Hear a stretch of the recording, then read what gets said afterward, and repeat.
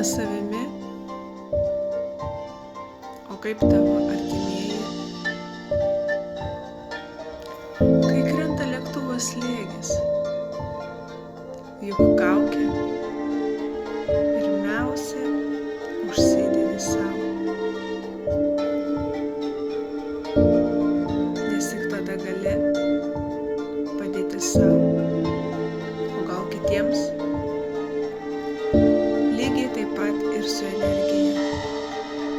Jei esi pavargęs, išsekęs, ligotas, galbūt šiuo metu neturi net ką duoti artimiesiems. Energetinis gydymas padeda ne tik tau, bet tuo pačiu padeda ir tavo šeimai, kai tu sveikas, stiprus, ramus. Aplink viskas keičiasi. Tavo vaikai, tavo partnerystė, tavo tėvai, nes jie jaučia tavo šviesą. Rūpintis savimi yra meilės veiksmas, bet tai ne tik sau, bet ir visiems, kurie yra šalia tavęs, kurie tave myli. Padėk, bet ne tik sau ir saviems. Tu tai gali, pradėdamas tą nuo savęs. Paliesk artimuosius, tuos,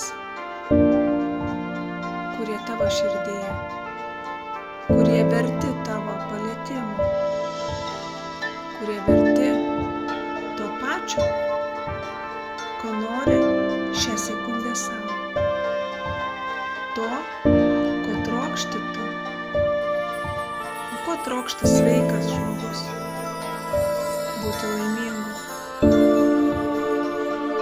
pasiekti savo svajonių, gyventi ir džiaugtis gyvenimu. O kas trukdo mums juo džiaugtis? Tai kūno negalavimai, jaučiantis skausmai, kūniški skausmai. Ir kada kūnas duoda tam tikrus signalus, kurie suteikia mums skausmą, ar mes galime teigti,